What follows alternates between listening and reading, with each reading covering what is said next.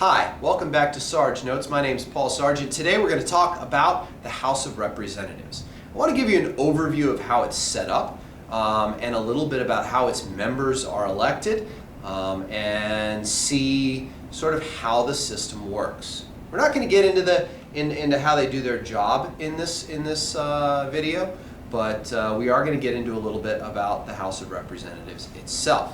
Okay? If you recall from last time, we have a thing called Congress, which is divided up into two parts: the House of Representatives and the Senate. Okay? And this is the one that we're going to be talking about in this section.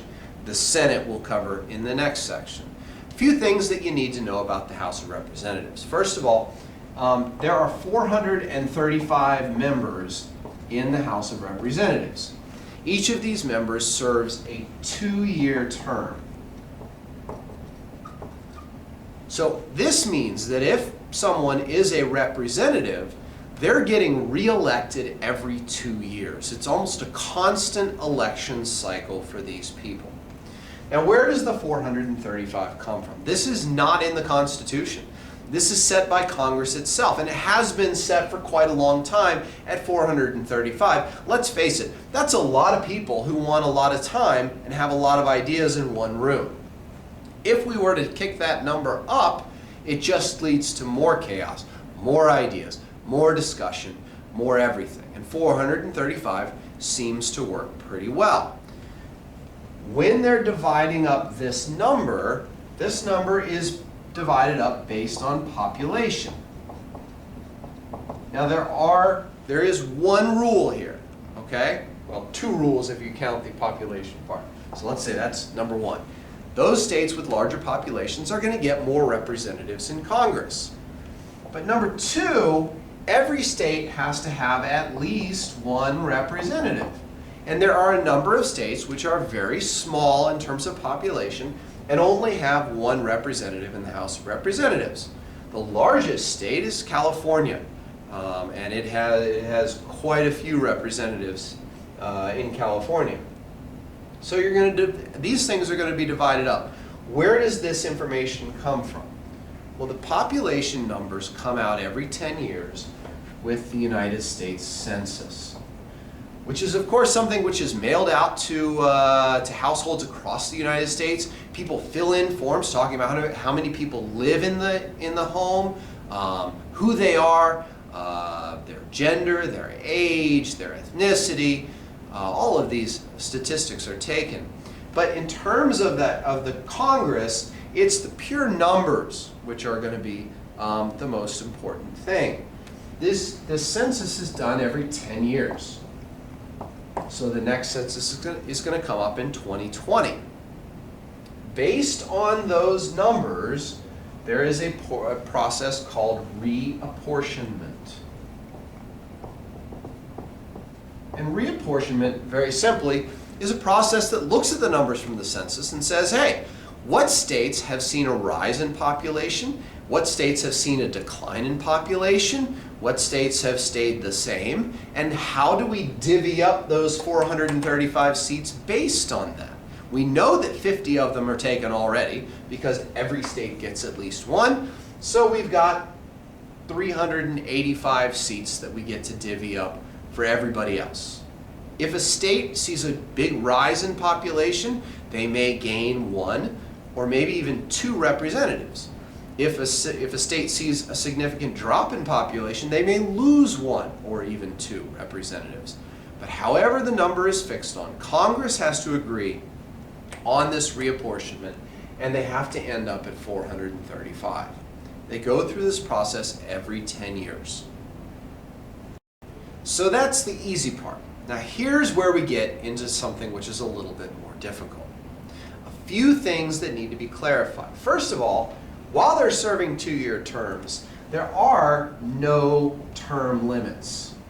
So when I say term limits, I mean once a representative is elected, that representative can be reelected and reelected and reelected and reelected as many times as they can survive. And for some people, this has been a very, very, very long period of time. There is no law that says, like it does for the presidency, that there's only a certain number of terms in which a congressman can serve. And so that can continue. Now, the other thing that I need to clarify is reapportionment. I told you that the census determines who loses seats and who gains seats. But how those seats are distributed within the state becomes very, very difficult. Once those numbers are fixed, then that is sent to each state. And each state is going to look back at the Census Bureau numbers, and they're going to look around their state and answer a few questions. Okay? Number one, they're going to ask themselves whether they've changed representation. In other words, have they gained a seat? Have they lost a seat? Maybe, maybe not.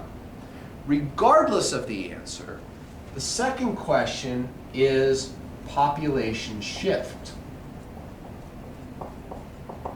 In other words, have the people within the state moved around? Have some maybe urban areas grown while more rural areas have shrunk? Have certain counties gained population while other counties have lost some? These are all things that have to be figured out. And they're figured out through a process that the state goes through called redistricting. And that's where they literally sit down with a map of the state and they draw out the boundaries of each one of these congressional districts. If, for example, we were to look at a state, and for the argument's sake, let's make it a square state. And let's say that state has 5 congressional districts. Well, they're going to have to draw this map to follow along so that they say, you know, this is District 1 up here. And we're going to tell you exactly what street this goes down and where it turns onto a different street and where it might follow along a river or however it might be divided from Districts 2 and 3 and whatever else.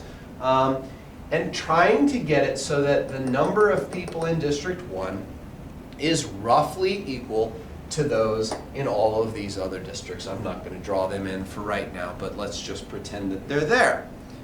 That process is called redistricting, and it can be a very, very political process. As they go through this, parties try and gain an advantage. There is a term which is used called gerrymandering. And gerrymandering is very simply drawing these lines around a congressional district in order to gain some sort of a political advantage. If, for example, the Republicans are in charge of a state's legislature, then that's where all this redistricting happens.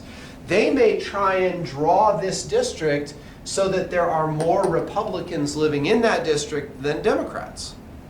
If Democrats are in charge in the state, they may make it, you know, the other way around so that there are more Democrats in this district than in Republicans.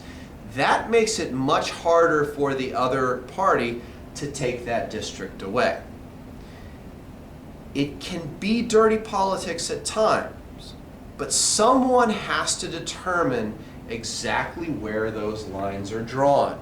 So that if my house is right here, I have to know which district I'm in order to be able to vote for the person that I want in Congress to represent me. Not that I really get to choose what district I'm in, I'm told. But when I go to the polling booth, my ballot is going to have someone, not going to have in this case, someone from District 1 running. It's going to be from District 2, let's say. All right, finally we need to talk about the members themselves. What is it that qualifies someone to become a member of the House of Representatives? Well, the United States Constitution really lays out just a couple of qualifications that are absolutely necessary. Number one, a person has to be at least 25 years old. Now, an easy way to remember this, and we're going to go through and we're going to do the Senate and we're going to do the presidency in coming videos.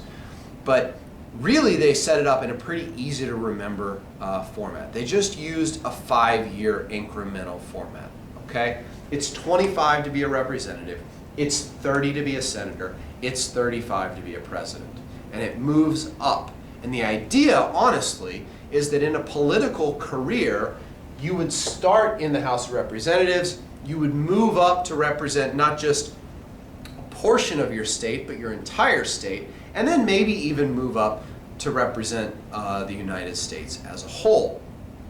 Now, those people must also have been a citizen for at least 7 years.